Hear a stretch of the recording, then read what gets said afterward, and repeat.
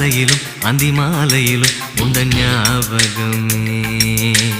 அம்மம்மா முதல் பார்வையிலே சொன்ன வார்த்தையெல்லாம் ஒரு காவியமே.